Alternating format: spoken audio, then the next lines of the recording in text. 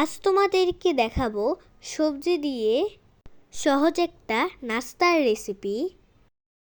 বাসায় যে সবজি আছে সেই সবজি দিয়ে এই নাস্তাটা বানানো যাবে।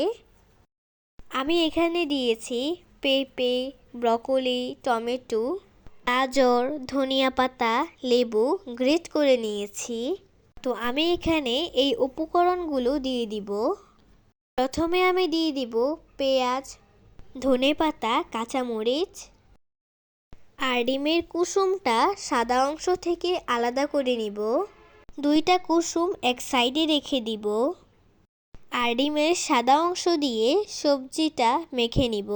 আর পরিমাণ মতো দিয়ে দিব লবণ আর একটু চাট মশলা দিয়ে এখন ম্যারিনেট করে নিব।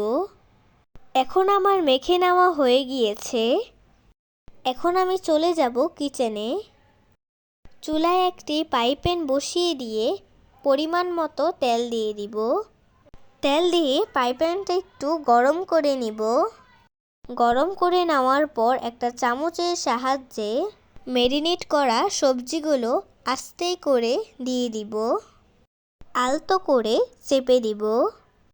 চেপে দেওয়ার পর আস্তে করে ডিমের কুসুমটা দিয়ে দিব।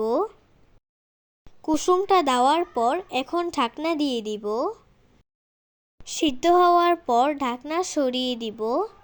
সরিয়ে নেওয়ার পর আস্তে করে চামচ দিয়ে উল্টে দিব। এভাবে দোনো পাশ ভেজে নিব। এই যে আমার এই নাস্তা কমপ্লিট। এখানে আমি আরেকটা ডিমের কুসুম ভেজে নিব। এই যে সিম্পল একটা সন্ধ্যার নাস্তা হয়ে গেল। এটা দেখতে যেমন সুন্দর, খেতেও কিন্তু অনেক মজার ছিল। আপনারাও একবার ট্রাই করে দেখবেন।